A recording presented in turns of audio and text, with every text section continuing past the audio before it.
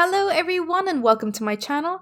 My name is Kalika and you're gonna be a spicier person after watching this video. Bully kids for being gay? Time to put you in their shoes. In my school during the time I was there was a lot of social stigma with being a homosexual within a school environment. No one ever came out publicly due to the amount of bullying and general assery that would follow, so it was a closed shop. I'm personally straight, a victim of bullying for reasons that aren't related to my sexuality, but a victim of bullying nonetheless.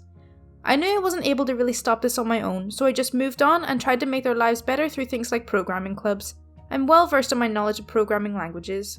During my third year there, I remember there was a particular little effer whom I will brand Dip for this story, and he was relentless. His parents were strict Christians, but not in the sense of love and peace, more like hate and repent for things out of your control. They would let him get away with bullying the LGBT kids due to the fact that those fags deserve it for going against God. The school would try everything to prevent him, and in their defense they did suspend him for a few days, but after the crap storm his parents kicked up for this incident, he was acquitted almost every single time after this. One particular incident caught my eye, when he cornered a kid who was rumoured to be gay without having even been confirmed and beat the crap out of him, calling him a faggot and telling him to repent, more so sarcastically, not in a serious sense. I don't remember the details of the case, but I'm fairly certain nothing came about of it, due to the lack of evidence, but the victim was scarred. I know this because he attempted to swallow a bottle of pills due to his desperation to escape the pain. Frankly, I'd had enough. I began to work in a particular program which was my first rat, allowing me to transfer files between computers, as well as run commands and admin on their PCs. This was in the before times, before people were big on e-safety, which essentially gave me full control. I sent them these rats in various forms through disposable emails so they'd have no idea it was me. I then began my planning, downloading various files of gay pornography, not for personal use, and began to transfer it. I always made sure it was in places where they wouldn't ever look, Windows directory, sample videos, the usual, and then waited. I remember it was a day when we were all in class together. I took out my laptop, sent a single command which was essentially a function to do one thing: open it all up. The greatest part about this exploit was that it also forced the sound to play through speakers as well as blasting it to full volume. Close up of the most depraved, poorly drawn scat water sports yow crap. Once that was all open, I just kept resending the command each time they closed it, making sure to only do it once no one could pinpoint it was being done automatically. Obviously the school informed the parents, and the strict Christians, who remember, hate and repent, were absolutely effing furious. If I remember correctly, they disowned him and the local Christian community exiled him from the church, refusing to allow him back in. Without his parents, he had to live with his equally but more accepting and less wealthy aunt and uncle who constantly berated him for being gay despite his protests. It was rumoured they signed him up for electroshock gay conversion therapy. At school, he felt the crap storm these kids felt as well, being called gay, beatings left and right. Due to this, he didn't pass any of his exams and as such was stuck at a dead-end job for 2 years of his life.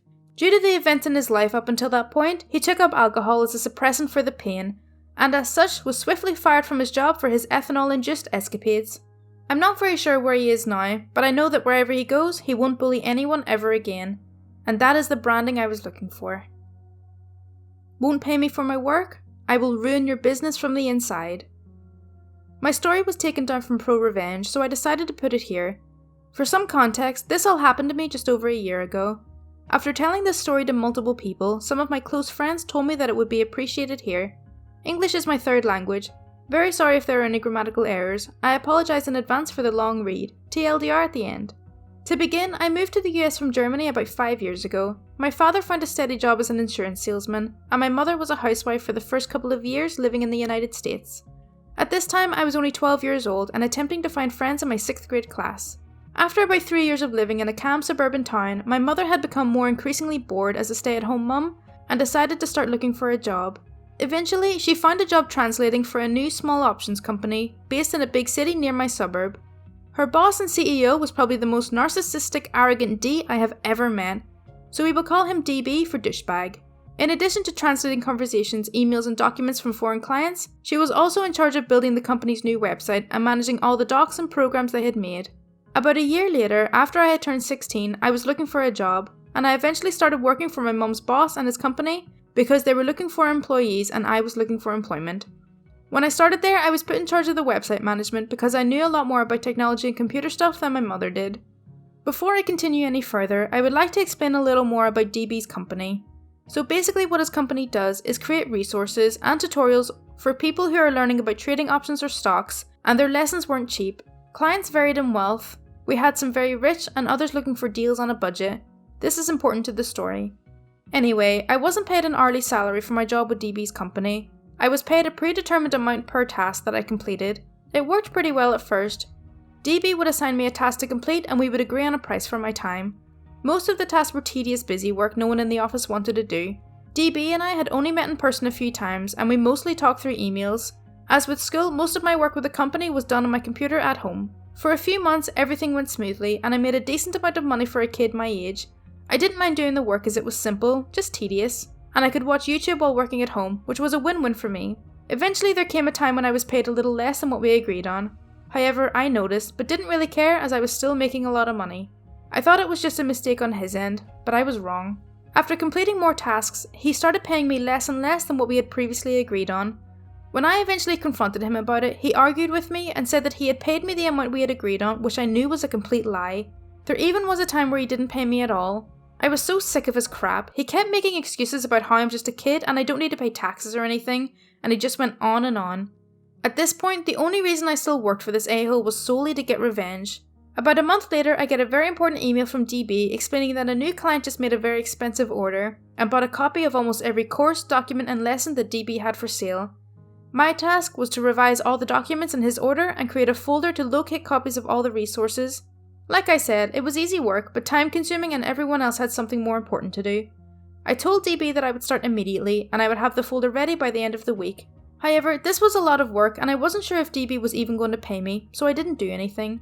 By the end of the week, my inbox is exploding from emails from DB, frantically asking about the folder. I said I was really busy the whole week with school, but DB wasn't having it. He lost a client that he could have made tens of thousands of dollars off of. He called my phone and when I answered he started screaming at me and said I wouldn't be paid for my work, which I probably wouldn't have been anyway, and I was fired on the spot. I honestly didn't really care, and at this point, I really knew how much of a D DB was. I thought I was done with him, but sadly I wasn't. DB began harassing my mother at work, physically and mentally. I witnessed this when I visited the office with her. She eventually quit, but I knew I had to get back at DB once and for all, and I wanted him to really suffer this time. What DB didn't know was that I still had access to the website and I was an admin. I had access to all the resources of the company that they sold. Slowly, I started to formulate my plan, and a great idea came to me.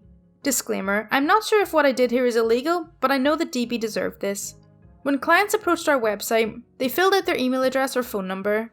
What I did was when a new client contacted me through the website, I contacted them with a fake email and I gave them every resource they asked for free. This went on for months, and when DB heard the news that there had been 0 new clients in months, it shattered him. He actually became depressed. At this point, it made me so happy to see him like this, and I knew I had to take it a step further. Began reaching out to regular clients too, and giving them all the company lessons and docs for free too. This was a small company, and it didn't take long. Pretty soon, the whole company started to go under, as they had 0 sales for almost a whole quarter. After DB's company went under, his wife divorced him, and he is left unemployed living off of his savings, which hopefully won't last him very long. I don't know all the details about what happened to DB after his company shut down, but I do know that his future isn't very bright at the moment, as he is a depressed alcoholic. The best part is he will never know that it was me, and seeing the closed sign in front of his old office building every day makes me smile. Okay, so that's all for r/Supernova and r/BlackholeRevenge. I really hope you did enjoy this one. As always, if you do want to see more content like this, then please do subscribe. Thank you so much for watching. Bye!